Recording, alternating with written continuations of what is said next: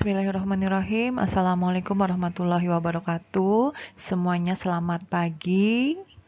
Kali ini kita bertemunya tidak tatap muka di kelas ya, tetapi pembelajarannya secara online. Semua karena apa? Untuk menghindari ya terjadinya penyebaran COVID-19. Maka di UHB ini melakukan pencegahan dengan cara apa? Agar kalian untuk bisa belajar di rumah, kemudian setelah itu kita pembelajarannya melalui online seperti ini. Meskipun pembelajarannya secara online, kalian harus tetap belajar ya, seperti biasanya pada saat di kelas ya. Tugas tetap ada tugas, kuis tetap ada kuis, semua tetap berjalan seperti biasanya.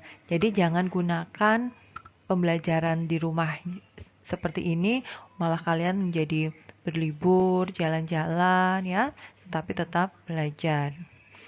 Pada pagi hari ini untuk mata kuliah kita adalah farmakologi 2, di mana pada farmakologi 2 ini adalah lanjutan ya dari farmakologi dasar, kemudian farmakologi 1.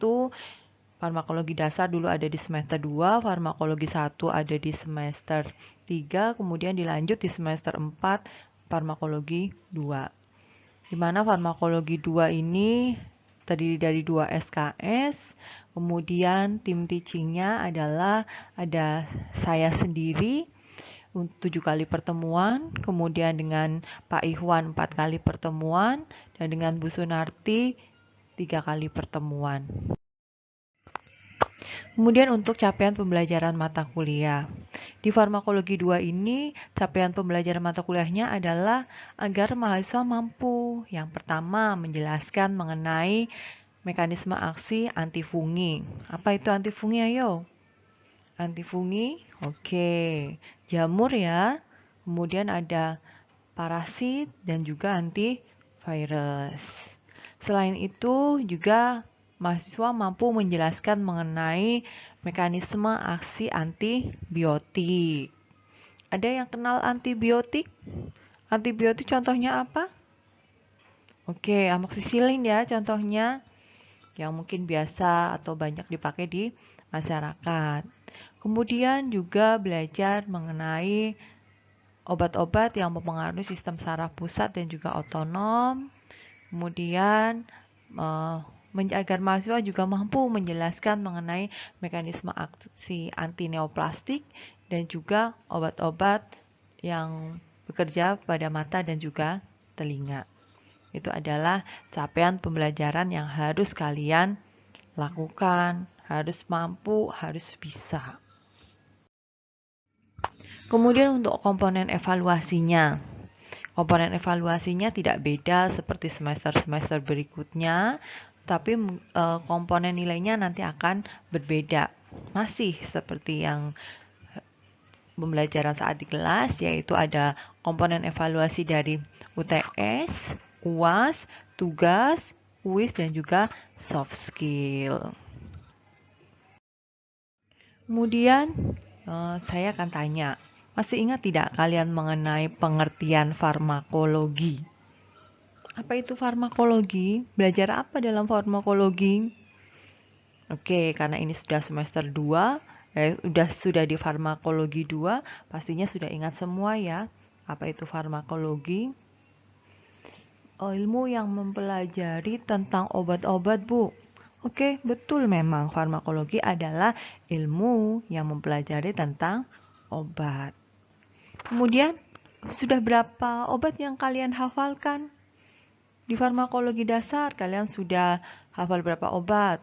Banyak obat yang sudah dihafal. Kemudian lagi ditambah di farmakologi 1. Masih ingat? Sudah ada 100 yang kalian hafal? 200 nama obat?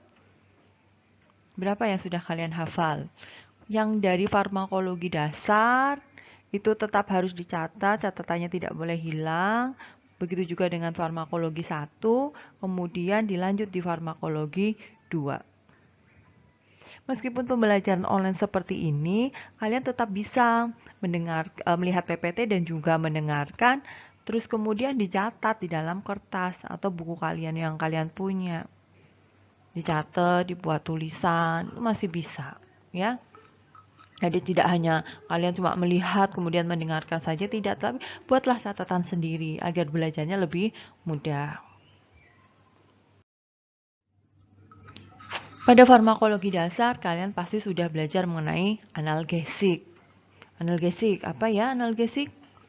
Oke, obat untuk mengurangi rasa nyeri. Ya, analgesik. Contohnya apa? Natrium diklofenak, Bu. Oke. Terus kemudian ada apa lagi? Antipiretik. Apa itu antipiretik? Obat untuk mengurangi demam. Contohnya ada paracetamol, ibuprofen. Oke, kemudian ada apa lagi? Belajar mengenai obat-obat anestesi. Obat-obat anestesi, obat-obat yang digunakan untuk bius gitu ya. Seperti morfin, petidin untuk pra-anestesi.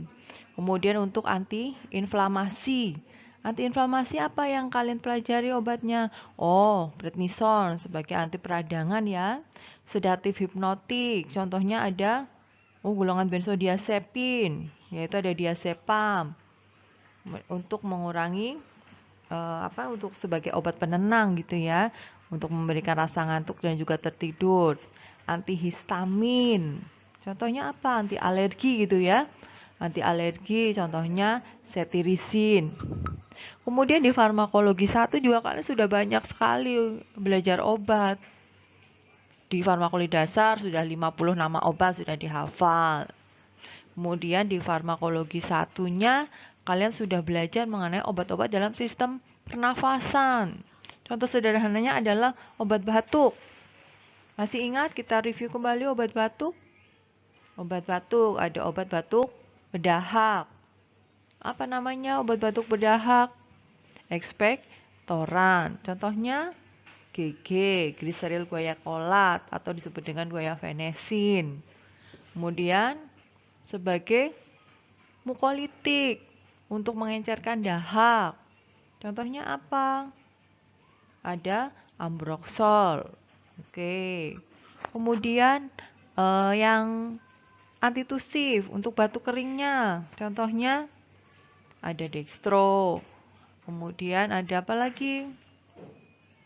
Jangan lupa dicari ya. Terus kemudian obat-obat dalam sistem pencernaan. Contohnya obat diare. Masih ingat kan obat diare ada berapa golongan? Ya, yang kerjanya sebagai untuk mengeraskan feses, mengurangi rasa sakitnya. Apa obat diare yang kalian gunakan? Diapet, Bu. Diapet. Masa obat diare kalian jawabnya diapet? Oke, dicari ya obat diarenya, dihafal lagi. Kemudian obat-obat untuk tukak lambung, obat MA. Masih ingat antasida misalkan, untuk menekan sekresi asam lambungnya. Contohnya apa? Ada lansoprazol, omeprazol gitu ya. Obat kardiovaskuler, obat-obat hipertensinya, jangan lupa. Apa amlodipin, bagaimana mekanisme kerjanya, golongannya golongan apa. Kemudian ada captopril, dia golongan apa. Kemudian ada bisoprolol, golongan apa, mekanisme kerjanya bagaimana. Kemudian apa fungsi dari digoxin, ISDN. Ya, jangan lupa selalu dihafalkan. Karena ilmu di dalam farmakologi selain kalian paham, mengerti, juga harus dihafalkan. Sehingga pada saat kalian nanti bekerja dalam melakukan pelayanan, tahu obat ini bekerjanya untuk apa. Mekanismenya bagaimana, dia fungsinya untuk apa. Jangan lupa. Sehingga semangat belajar ya. Kemudian selamat menghafal juga. Dari saya cukup. Terima kasih. Wassalamualaikum warahmatullahi wabarakatuh.